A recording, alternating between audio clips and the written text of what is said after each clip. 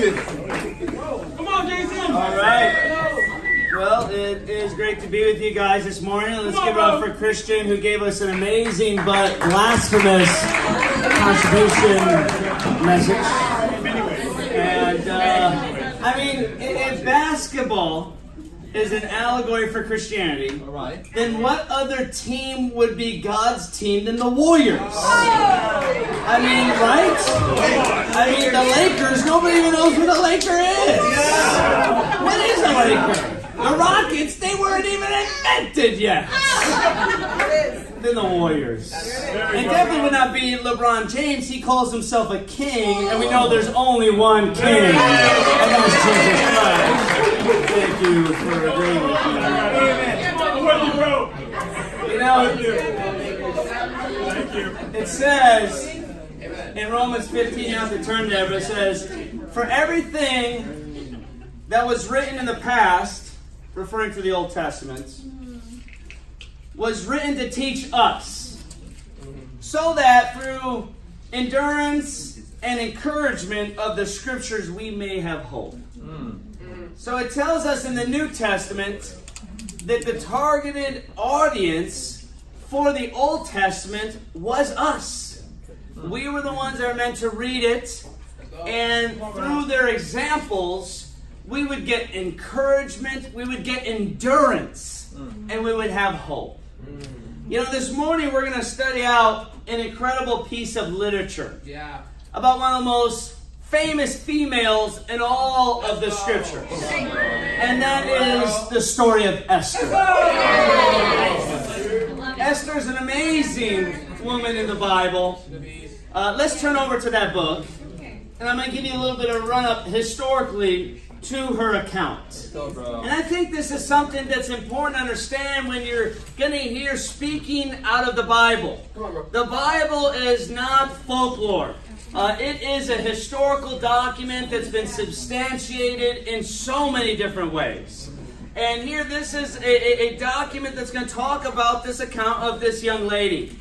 We know that Esther's account takes place around 480 BC. To give you an idea of where that stands in the grand scheme of the times, 606 BC, the southern Judah Israelites are taken into captivity in Babylon by Nebuchadnezzar and the Babylonians.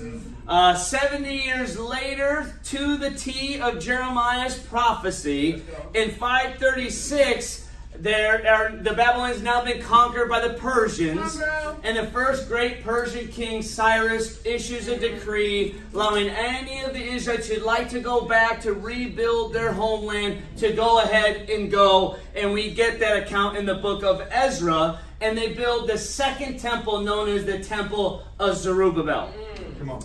They go through harder times after that and are most likely raided again by surrounding people. And you get the account in 486 BC of Nehemiah now hearing again the distress of the people back in Israel. And he then takes a group and he goes and rebuilds the walls. Why does he rebuild the walls? Because that would then protect them from the surrounding raiders that were pillaging the Israelites once again. So you're looking at 486, 6 years after that, you have the account of Esther. So this is during the Nehemiah period. And Esther would have been some of the people that stayed in Babylon, stayed under the rule of the Persians. Now, Esther is an orphan. Both her mom and her dad passed away. She's raised by her older cousin named Mordecai. Mordecai is from the lineage of Saul, so he is of noble royal birth. In return, so is Esther, being his cousin. She is of noble royal birth. Let's get to the plot and turn over here to Esther 3. Come on, bro. Esther is just like many other Jews living in captivity, but it's not the worst captivity. They were able to start businesses and have homes and this and that, and it became kind of normal life to them. And there's the king during this time called Xerxes. He's the same king in the movie 300. Right.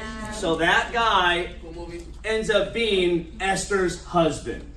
So Esther, or Xerxes, wife at the time, Vashti, he has her come to him wearing only a crown to display her beauty before everybody, and she refuses to do it. She had some self-respect.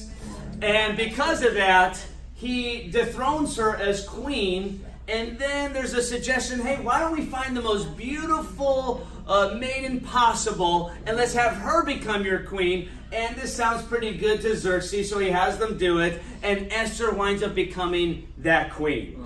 Rise to this incredible place of honor in the Persian Empire. And let's pick it up here in Esther 3 in verse 1.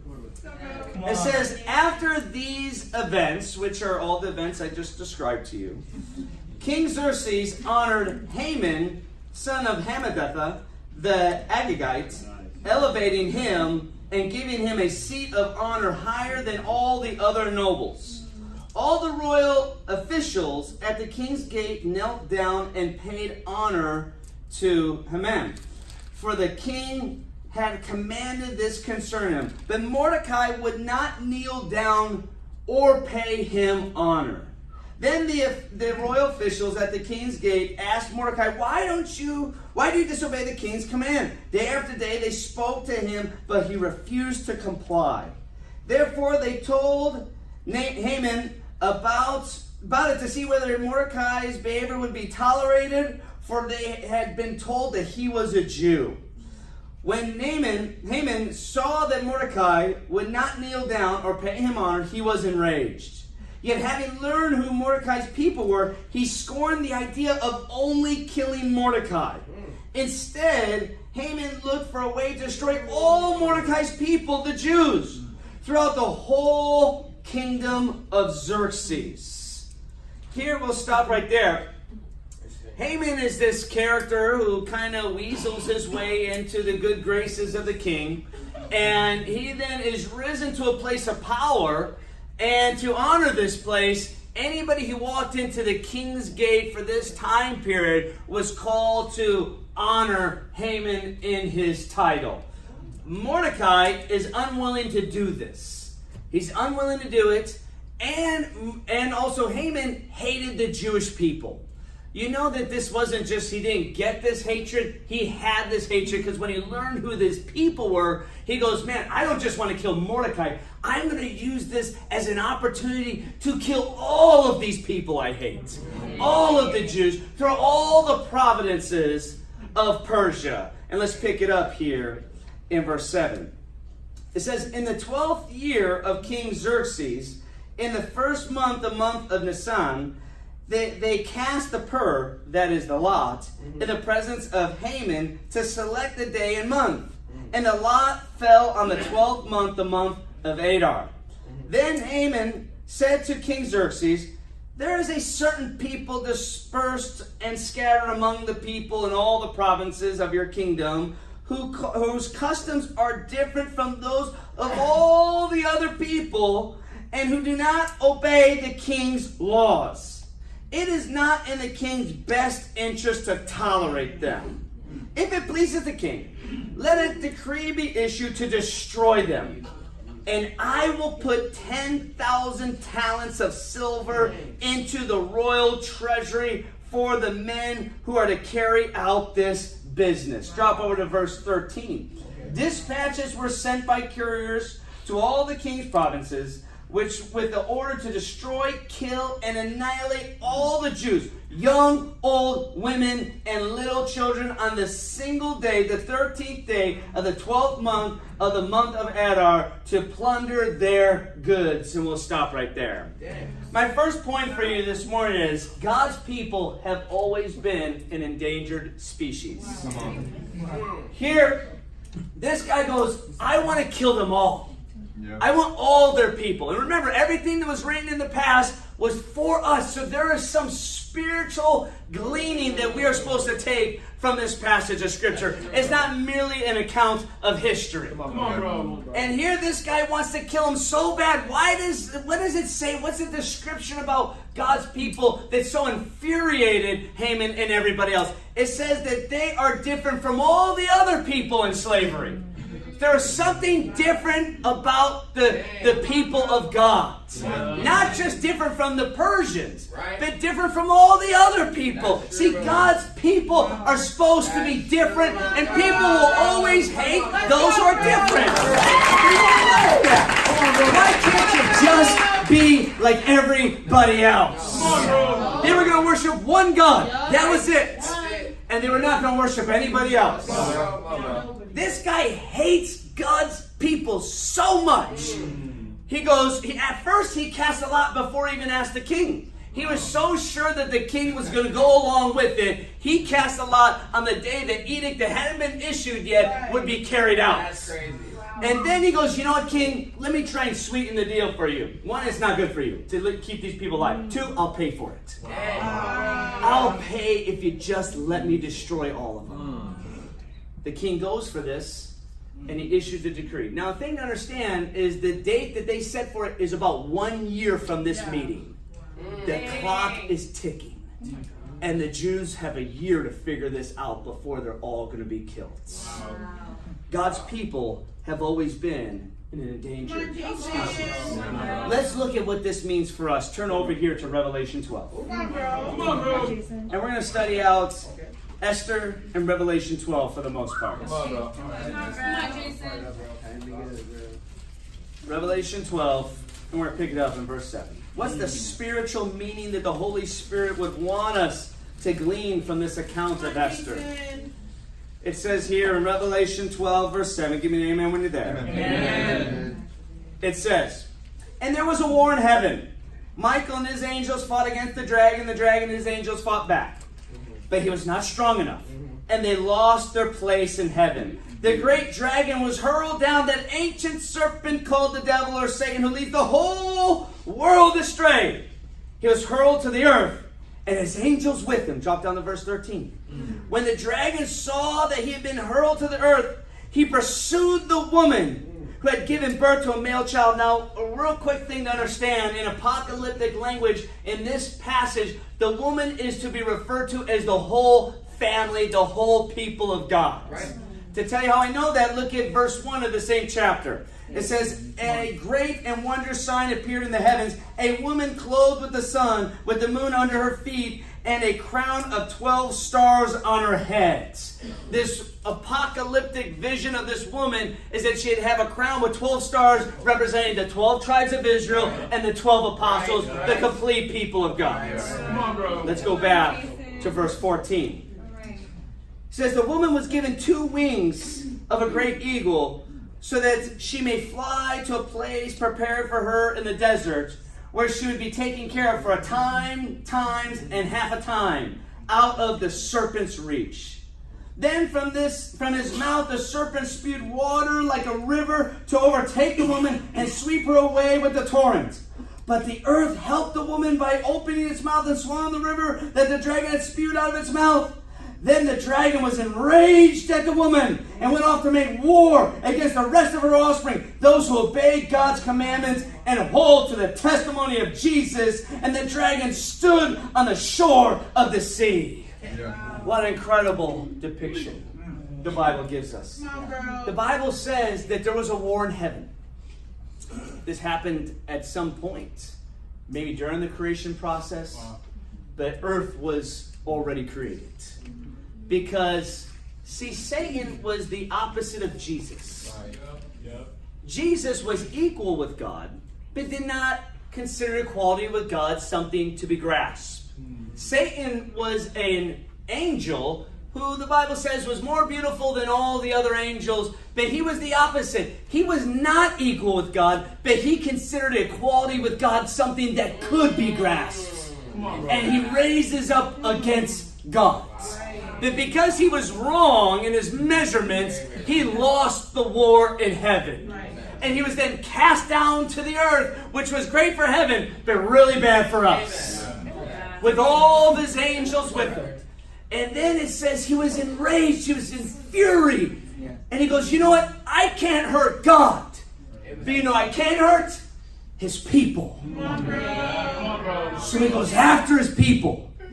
And here it gives this poetic, incredible depiction that God's people were carried on eagle's wings, on the wings of God's deliverance into the desert. This is kind of playing off the time of the Exodus, but also just spiritually, it's a place where God is now with his people and he's protecting them from the evil one. So what's the desert? It's the Christian life. See, in the desert, the Israelites were tested, but by God. We're protected from Satan. In the same way, in the Christian life, we are tested by God, and Satan only has limited access. We are protected from Satan. And then it goes on. It says, from the mouth of the devil spewed this river. Some commentators say this is a symbolizing of the Red Sea. Because if you look at the Red Sea, it's kind of very narrow, almost like a river. And so he spewed that river, hoping to stop God's people and that Pharaoh would be able to destroy them. But then it says the earth swallowed it up. And it says that literally the earth is here to help us. The earth swallowed it up. The people were able to cross through. And as those waters came crashing down, there's the devil on the bank of the river, now making a decision for all time. I'm going to try and kill these people of God. Wow. Come on, bro. See, Satan doesn't just want to make your life a little rough. He wants to annihilate us. He wants to destroy us. He wants to make it to where there's no possibility of anybody ever going to be with his arch enemy, gods. You know, this is a battle that is here, whether we want to recognize it or not. Come on, bro. It's a reality. Come on. Facts. But the interesting thing about this is that the war that we are in, it's a faith war. You don't necessarily see it unless you really see it. And you don't have to really even acknowledge it. But it's going to one day acknowledge you. See, it's a war that's not fought over soil. It's fought for souls. Come on, bro. But this is, as sure as we're standing here, the reality of our situation. You know, there's two incredible wars in American history. World War II and Vietnam. You know, World War II had an incredible campaign. It was a world war. We had many countries against us and many countries also with us. We were fighting on different continents all over the world. The war effort was incredible. We had to march in. We had to storm the beaches of Europe. We had to march all the way into Berlin and to stop Adolf Hitler, who was going to destroy the world. Come on, bro. We had to build bridges, roads, telephone poles, incredible things. Vietnam, we had a much bigger war machine. We were much more funded. It was one little country. We were going to go in and stop the Viet Cong. And one we won, one we lost. The one we won was the one we actually should have lost. The one we lost, we actually should have won. What was the difference? Why did we lose one? Because the people who were in Vietnam did not really see the reason for them to be there. They were like, why are we here? Is this just about politicians? Is this really our fight? Why are we involved? I don't see why we're involved. There's people protesting back in America saying we should not be in this war. Let's not be a part of it. There's nothing to do with us. In the other side, there was people lying about their age so they could join World War II. In Vietnam, there was people lying so that they could dodge the draft. My dad actually dodged the draft. And my friend growing up, his dad lied when he was 16, said he was 18 so that he could go and fight. What was the difference? We knew that if we did not go stop Nazi Germany, he was going to destroy the whole world. He would not just stop at England. He was going to come over here. And somebody had to do something about it. You know, I had an evangelist call me this last week, and he goes, you know, I got really discipled because I've got to be more idealistic in my expectations of people and my discipleship and this and that. He goes, you know, so I really wanted to hear what your thoughts are on how I could do that. I said, here's the difference. You live in a world where you think that this is all going to work out. I don't live in that world. You think that we're all going to one day be at the GLC 2045 and Lou Jack's going to get up there with his cane and he's going to do the glory song, which by that time is going to be like 10 minutes long, and he's going to go through all the different plantings, and in the end, in one final verse, we're all going to say, we won the world in our day, and it's going to be true. And I said, I don't live in that reality. I live in a reality that this is a fight against the devil who wants to destroy us. That's the world I live in. And because I live in that world, and because people like Gary and John and people have seen how fragile it is what we actually have, and how easily, if we're not willing to go fight, how easily Satan could destroy it. Because we've seen it happen before, because we know that, we gotta go fight. Come on, bro. Like, how moved would you be to fight if you saw the North Koreans taking our shore here in Long Beach? That would be the wrong place to evade. I tell you right now, because everybody has a gun in California. That'd be the wrong place. They'd come out like grandma's got a gun. And it would just be a rude awakening to evade that. But everybody, if you saw it, you go, oh my gosh, it was on CNN. What if you turn on the news and you saw all the boats hitting the shore? Would you not go, let's go, we've got to go fight now? Because if not, they're going to take all of our families, going to destroy everything. Wow. You would go do it because you'd actually see it. We lost Vietnam, they didn't really see it. We won World War II because we knew we had to do it. You know, I believe that this is our situation. We are an endangered species. Christians are the most killed group in all of history. History says there's about 70 million people who have died in the name of being a Christian. 70 million. Your idea of World War II, you know how many soldiers we lost? 500,000. 70 million have died for this. Why? Because of this serpent that wants to destroy us. Which brings me to my second point, the campaign to overcome evil. Come on, bro. There's always going to be evil. And God always has a campaign to overcome. Let's go back to Esther 4. Come on, bro. All right, bro. Come on, bro. Come on, Jason. Feeling it, bro. This is awesome, bro. Come on. Esther 4, verse 1. All right, Jason. Come on, Jason. Come on, bro. Haman wants to destroy. Xerxes has issued a decree. Let's see how they're going to come back. It says in verse 1, when Mordecai learned of all that had been done, he tore his clothes, put on sackcloth and ashes, and went out into the city, wailing loudly and bitterly. But he went only as far as the king's gate, because no one clothed in sackcloth was allowed to enter.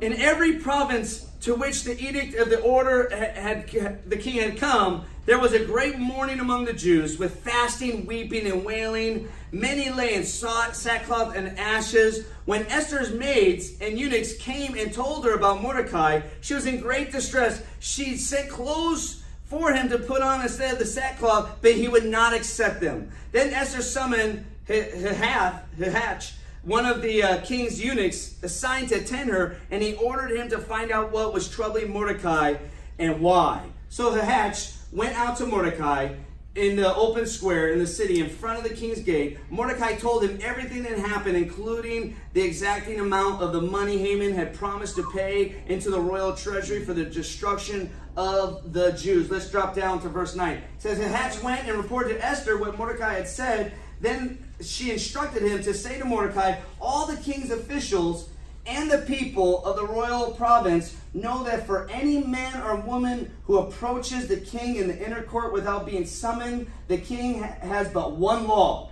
that he be put to death. Only exception to this is for the king to extend the gold scepter to him and spare his life.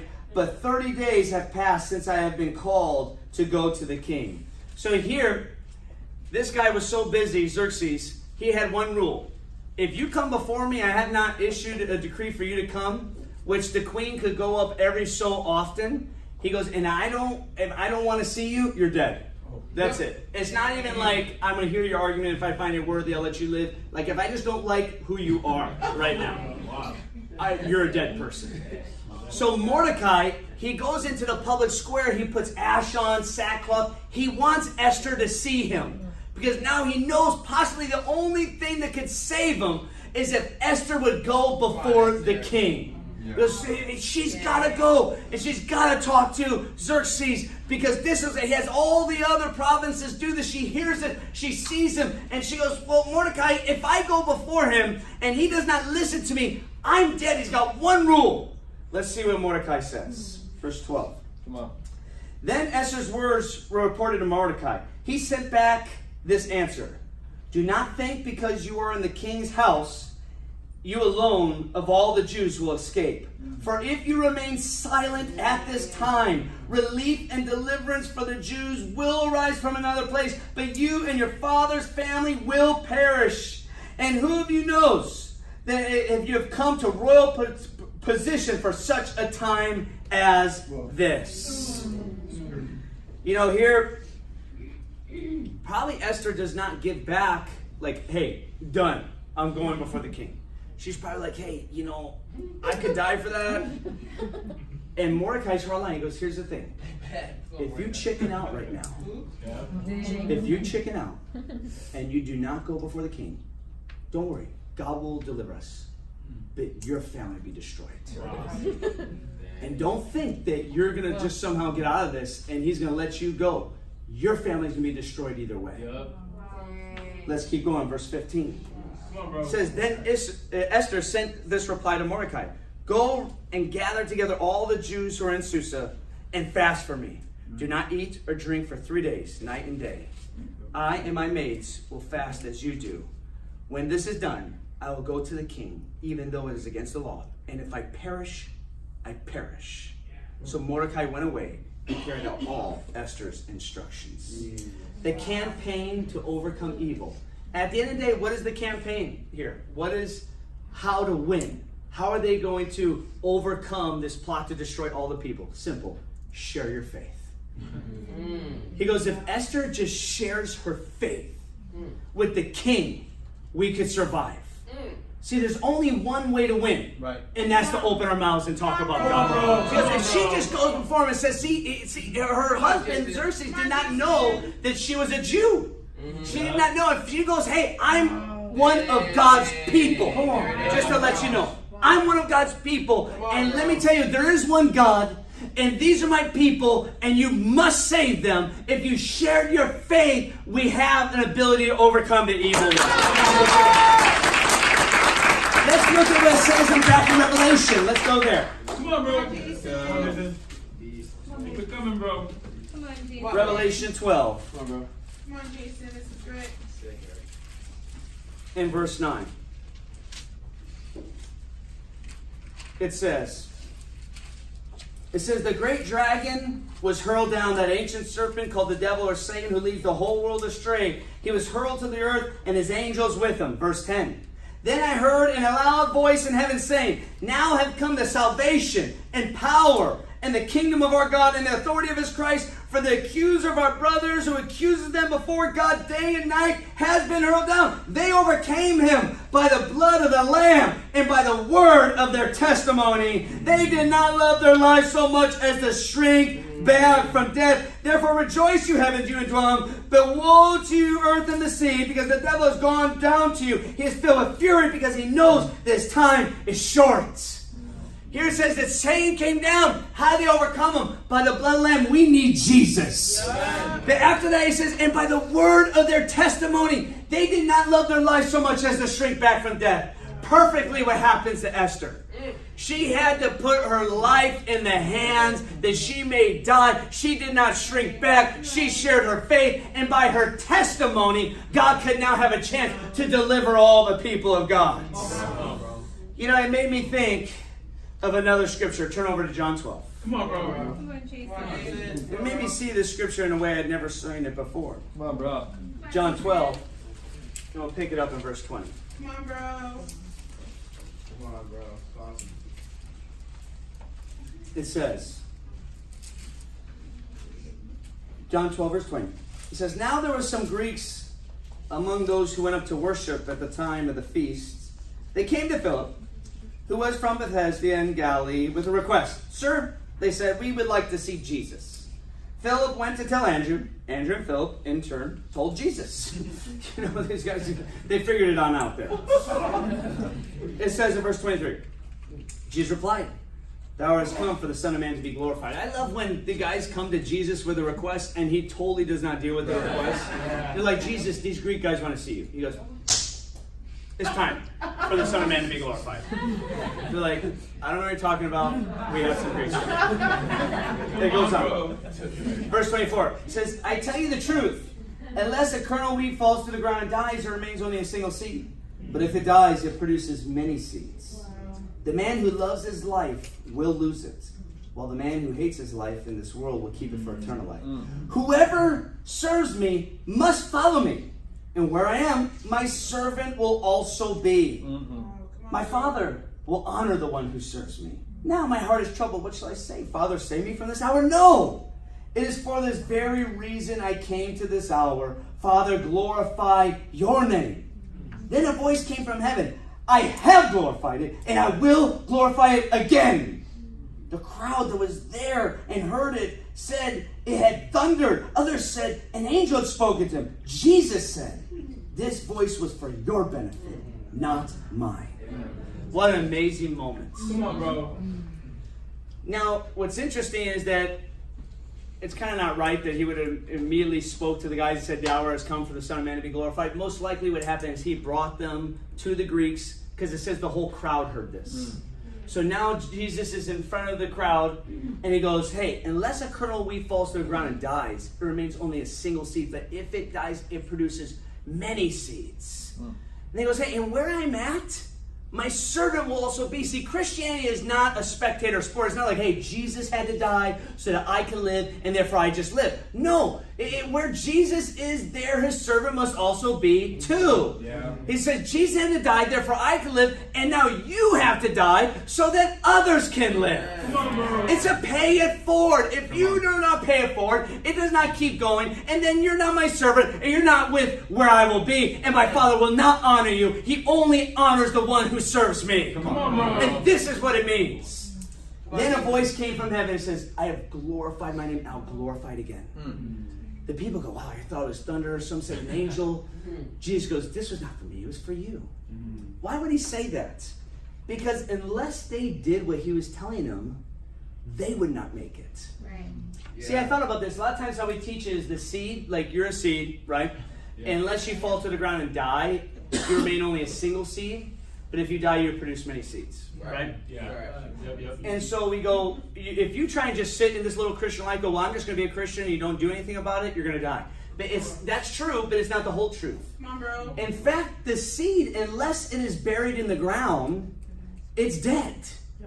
That seed is not alive. Right. Yeah. You have to put it in the ground. You have to bury it. Yeah. Right. You have to bury it in the ground where the dead are. Unless you bury it in the ground, there is no salvation. Yeah. So Esther, if she did not die and go and talk to King Xerxes, just like Mordecai said, it's not only everyone else is going to be annihilated, you're going to be annihilated too. Yeah. Come on, bro. See, the campaign is the thing you gotta do. Yeah. If we don't become these seeds that fall to the ground and die, and then grow and become these stalks of wheat that then create more seeds that fall to the ground and die, well, no one's going to be saved, including us. You can't just sit here and fold your arms in Christianity and hope to make it to the end. Yeah. It does not work that way. What did Jesus say in Matthew 7? "Many will come to me on the last day and say, 'Lord, Lord, Lord, Lord, Lord.' And he says, 'You never knew me. You never did it. You never had the guts to put your life on the line and die and go before Xerxes and share your faith so that somebody else can live and I can work and save the whole people.'" Come on. Come on, bro. Because you never did it. Yeah. This voice was for your benefit, not mine, Jesus says. You know, it's amazing to see that movie Endgame. Who saw Endgame? Whoa! Fire movie. Great movie, bro. Great movie. I would encourage you, if you haven't seen it, to go watch Infinity War first. Unless you're like a real comic, nut, you know everything about what's actually going on with these things. But I don't. And so I saw it and I had to start to piece it together. But then I watched Infinity War afterwards. And I love the scene when they're on Titan and they're waiting for Thanos to come. And it's like Tony Stark and you got Doctor Strange.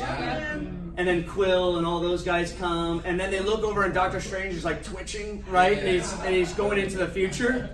And you have this scene where Doctor Strange says, I went forward in time to view alternate futures and to see all possible outcomes of the coming conflict. Quill says, how many did you see? Doctor Strange says, 14,605,000. Wow. Tony Stark says, how many do we win? He goes, one. Okay. Only one. In the same way, there's only one way to win this. Come on, bro. To win the world is for our only way to win. Amen, dude. It's her only way. And the only way to win the world is if we are willing to put our life on the line the way Esther did. Yeah.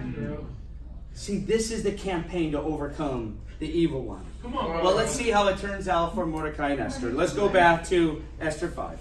Come on, Jason. Go, bro.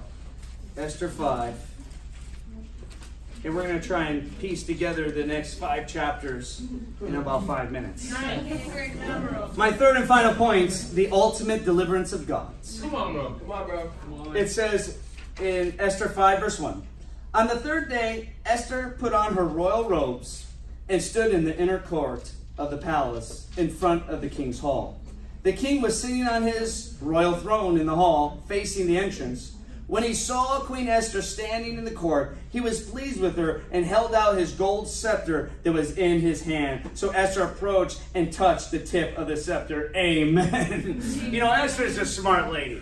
She understands that she's about to put her life on the line, so she puts on her best outfits. And she puts her best outfit, and she goes and stands in this outer court where the king could see her, and this is it. He's either she's gonna get rushed away by guards right now and killed, or the king is going to reach out with his scepter and she's gonna be spared. He sees her, he puts out the scepter, she goes, thank you, Jesus. And then she goes in and he touches the scepter, and she's a smart lady. She doesn't lay it on him right away, like, please save the Jews. What she does is she goes, you know what? Can I throw you a banquet? She goes, let me throw you a banquet, then I will petition you. But first, let me serve you. She knows what she's doing. So she starts to plan this banquet for the king. And let's pick it up here in verse 9. It says, Haman went out that day happy and in high spirits. But when he saw Mordecai at the king's gates, he observed that he neither rose nor showed fear in his presence. He was filled with rage against Mordecai. Nevertheless, Haman restrained himself and went home. So Haman ends up going home here. He's so ticked off about Mordecai. He starts to plot with his wife, who's about as devious as he is. And he says, hey, how should I kill this guy? I really want to make it count. She goes, how about this? Let's build a 75-foot high gallows. Let's put it in our front yard and hang him on that. Maybe tomorrow or something like that. He goes, ooh, I like that. He has people build this huge 75-foot hanging instrument in his front yard. He didn't build it down the street. He says, let's put it on the property right by the garden and where we have our little koi fish pond. Put the gallows right next to that. And he builds this, and let's pick it up in chapter 6, verse 1. It says, that night the king could not sleep. So he ordered that the book of the chronicles of the record of his reign be brought in and read to him. It was found, recorded there, that Mordecai had exposed Bigthana, that's a tough name right there. Bigthana and Teresh, two of the king's officers who had guarded the doorway, who had conspired to assassinate King Xerxes. What honor and recognition has Mordecai received for this? The king asked. Nothing has been done for him, the attendants answered. The king said, who is in the court? Now Haman had just entered the outer court of the palace to speak to the king about hanging Mordecai on the gallows he had erected for him. His attendant answered, Haman is standing in the court. Bring him in, the king ordered. Then Haman entered, and the king said to him, what should be done for the man the king delights to honor? Now Haman thought to himself, who is there that the king would rather honor than me? So he answered the king, for the man the king delights to honor, have them bring a royal robe the king has worn, and a horse the king has ridden, one with a royal crest placed on his head. Then let the robe and the horse be entrusted to one of the king's most noble princes. Let them robe the man the king delights to honor and lead him on the horse through the city streets, proclaiming before him, this is what is done for the man the king delights to honor. Go at once, the king commanded him, in. Get the robe and the horse and do just as you had suggested to Mordecai, the Jew who sits at the king's gate. Do not neglect anything you have recommended. Can you imagine Haman at this time? He's about to come in. He's got this burning a hole in his pocket to please hang this guy in my front yard. And he says, come in. Hey, what would be done to the guy I'm so fired up about? He goes, well, that's surely me. Let me tell you, let me wear some of your own personal clothes, and I love your car. Let me drive your car around. In fact, let's have somebody go around and tell about this is what happens to anybody the king's fired up about. He goes, incredible plan. Bring Mordecai in. I want you to do this for him. And now he has to walk around with this horse down the city going, this is the one the king desires to go. And he goes all around the city to do this for Haman. Let's pick it up in chapter 7, verse 1. It says, so the king and Haman went to dine with Queen Esther. So he's gone over that. Now he's going to the banquet.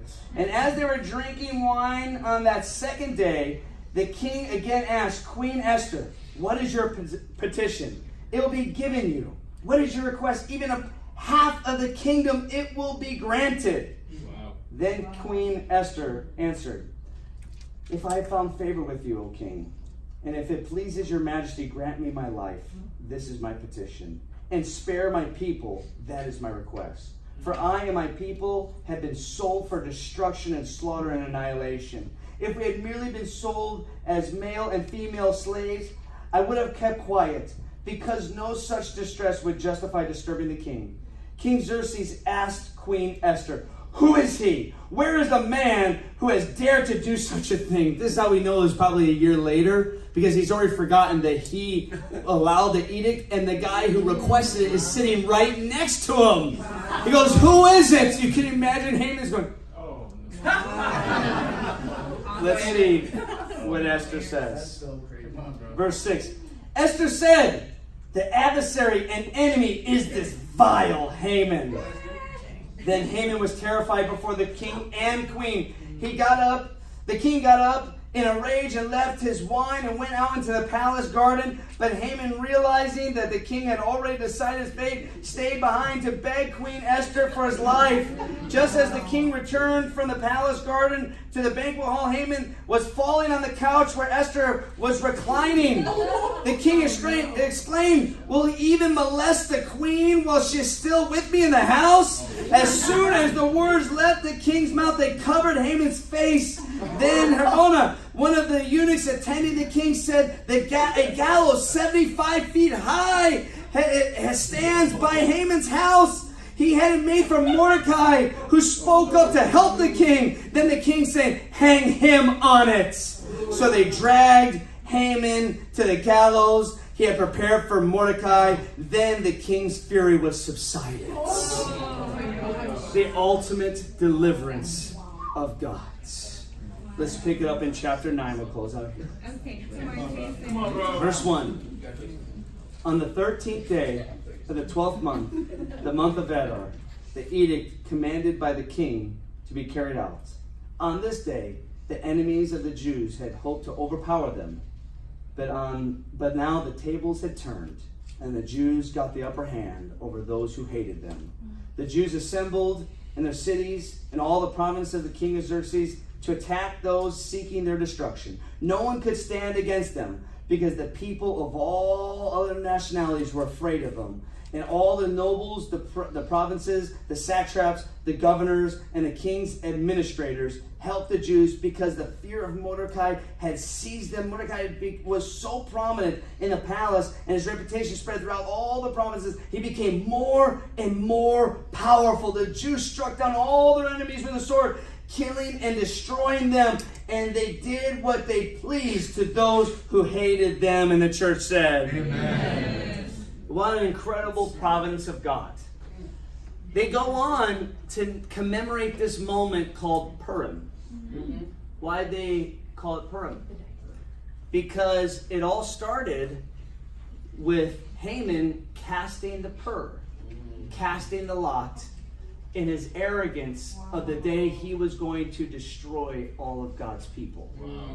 And by God's providence, that becomes the very day that the people are liberated That's and they overcome and destroy those who are going to destroy them. Wow. Come on. There's going to be a day when good will finally triumph Come on. evil. Yeah. Amen. And all those who killed in the name of Christianity will be overcome themselves. And we call it Purim because it's all was done by the hand of God.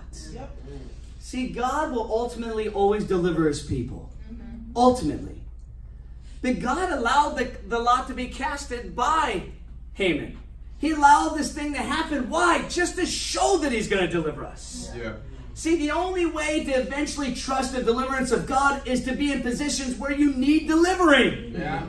If it's always hypothetical, you never have a real faith. Yeah. If you never actually go through it, you're never going to get to a point like you see in 2 Corinthians 1 where it says, hey, it is by the hand of God that all this has happened to us. Paul goes, we were in the province of Asia. We were beyond our ability to despair even of life. We thought we were going to die, but this happened that we might not rely on ourselves, but on God who delivers us. And he has delivered us. Yeah. God is going to deliver us. Come on, bro. He's going to deliver his church, and we will get to all the nations. We will win. That if every single one of us, we remember that God's people are endangered species. What we have is fragile. Right. When it gets to heaven, it's unshakable. Nobody can stop it then. But here on earth, there's an enemy who doesn't just want to make your life kind of bad. He wants to destroy you. And that's why we must continue in the campaign to overcome evil. How do you overcome evil? The same way Esther did, by sharing your faith. Come on, bro. Come on. The question whether you do it is the question whether you see it. If you see it, then you're going to do it. In the same way, if we're invaded by a warring nation, we would take arms and defend our family. In the same way, we must take arms. How do they overcome? At the end with the sword, we would take up this sword and we would defend our family, the kingdom. And if we continue that campaign, we will ultimately see the deliverance of God, just the way Esther and Mordecai did.